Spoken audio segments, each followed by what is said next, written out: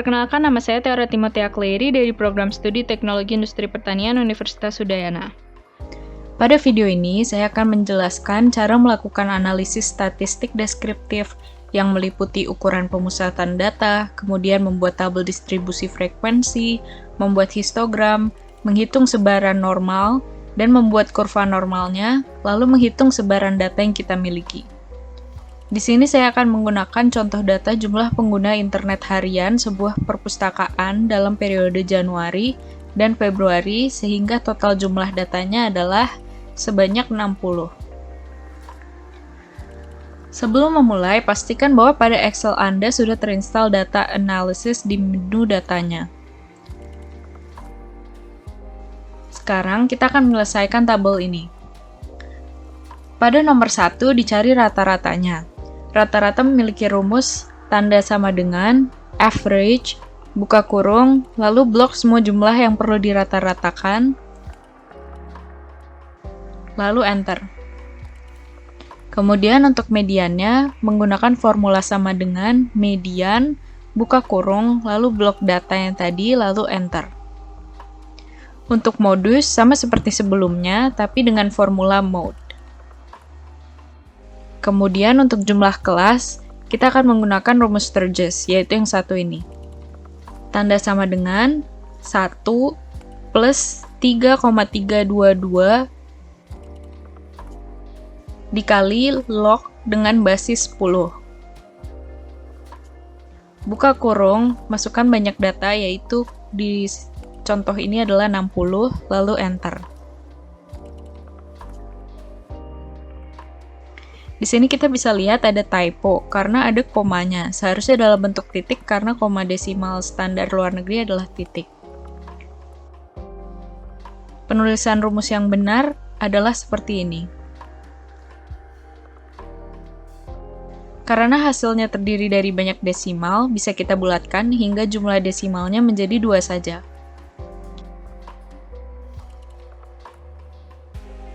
Untuk nilai min-nya, formulanya adalah tanda sama dengan min, lalu blok datanya, lalu enter. Untuk nilai max-nya sama seperti tadi, tapi dengan rumus sama dengan max. Untuk mencari panjang kelasnya adalah dengan formula tanda sama dengan buka kurung, lalu klik sel nilai max, lalu minus, lalu klik nilai min-nya, tutup kurung, lalu tanda bagi, kemudian klik sel jumlah kelas, lalu enter. Kemudian kita bisa bulatkan.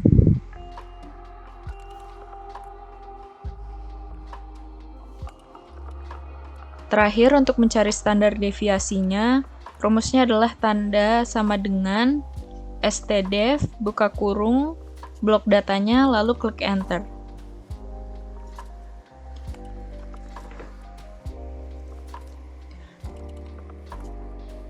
Sekarang kita akan menyelesaikan kolom z-score ini dengan menggunakan formula tanda sama dengan norm titik dist, buka kurung, lalu klik sel sampingnya, koma seperti yang tertera di sini, klik sel min atau rata-ratanya, koma, klik sel standar deviasinya, lalu klik false, tutup kurung, dan enter. Lalu kita bisa bulatkan dengan mengurangi desimalnya.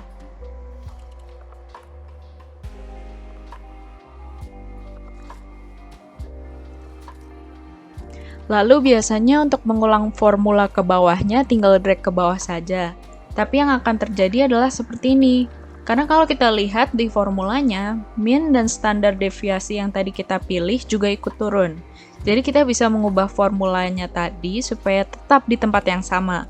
Tapi yang tetap di tempat yang sama hanya min dan standar deviasinya saja. Pertama, agar min-nya tidak turun, kita klik min-nya supaya terblok pada formula bagian min-nya, lalu tekan F4.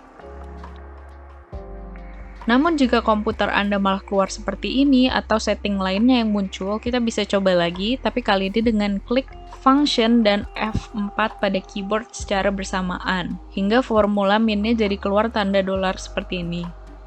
Lalu kita lakukan yang sama untuk standar deviasinya. Function dan F4.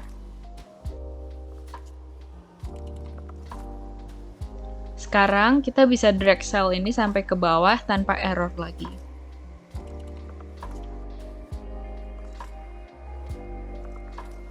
Sekarang data sudah lengkap, tetapi kita ingin mengurutkan jumlahnya sesuai urut dari kecil ke besar, dan bukan sesuai tanggal seperti ini. Kita bisa blok ketiga kolom ini, lalu klik menu data, lalu klik filter, hingga ada menu toggle di masing-masing bagian. Lalu kita klik toggle jumlahnya, klik smallest to largest hingga seperti ini. Selanjutnya kita akan menyelesaikan tabel ini. Yang pertama, kita akan mencari kelas intervalnya. Pada sel pertama, kita akan isi dengan jumlah terkecilnya, yaitu 3. Lalu di bawahnya kita masukkan formula sama dengan. Lalu klik sel 3 yang tadi, ditambahkan dengan panjang kelasnya, yaitu 14. Lalu drag sampai bawah. Sekarang untuk menyelesaikan sisa tabelnya, kita akan menggunakan data analysis. Klik data analysis, lalu pilih yang histogram, lalu klik OK. Pada inputnya, kita blok kolom jumlahnya. Kemudian pada bin range-nya, kita blok kolom kelas intervalnya. Sedangkan untuk outputnya adalah di mana kita mau menaruh hasilnya. Lalu klik OK, lalu klik OK lagi. Hasilnya akan jadi seperti ini. Kita bisa rename judul-judul kolomnya seperti ini.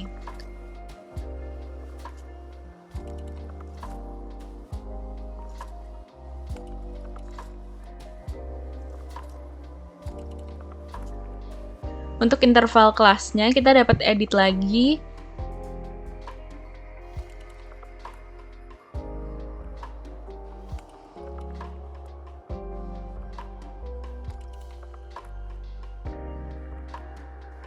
Untuk merapikan tabelnya, kita bisa edit jadi center dan lain-lain.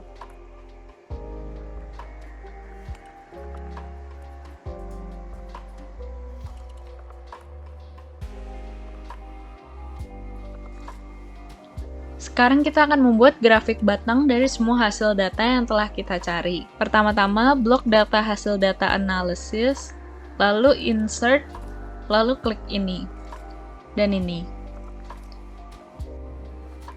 Untuk memasukkan z-score-nya ke chart ini, kita dapat klik kanan, lalu klik select data, lalu klik add, lalu klik series name. Kita dapat isi dengan kurva normal, lalu untuk series value-nya kita bisa blok kolom z-score-nya.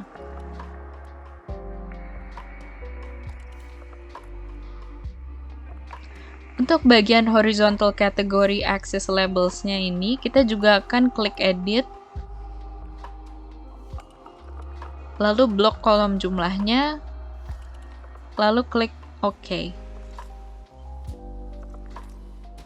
Namun dapat kita lihat bahwa belum muncul di chartnya, maka kita klik kanan pada chartnya, pilih Change Chart Type, lalu klik Combo, lalu klik pada box kurva normalnya agar centang. Lalu kita bisa pilih bentuknya seperti ini.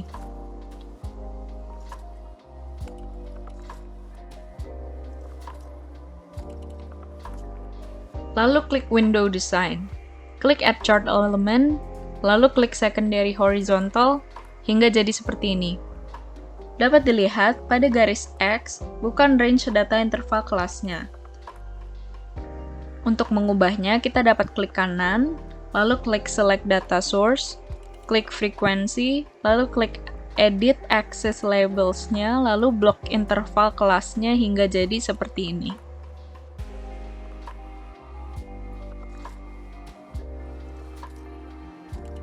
Lalu jika dilihat, kurvanya berhenti di sini.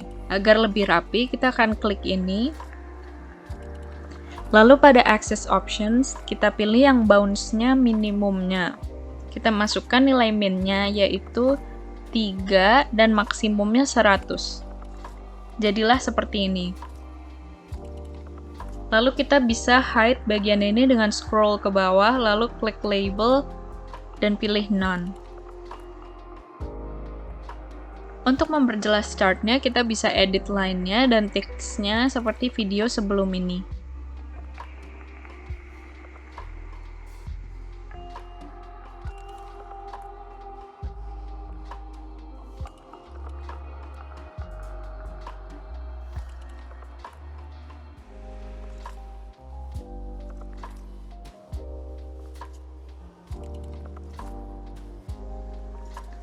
Sekarang untuk memperjelas bar chart ini, kita akan menambahkan judul masing-masing baris dengan klik Add Chart Element pada window Design, lalu Access Titles, lalu pilih Primary Vertical jadi frekuensi, lalu yang Primary Horizontal menjadi interval kelas, lalu pilih Secondary Vertical jadi Z-Score,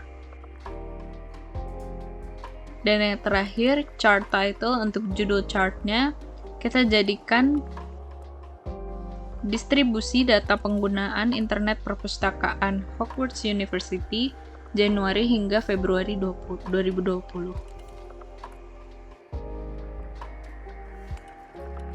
Sekian informasi yang bisa saya sampaikan di video ini. Semoga dapat membantu.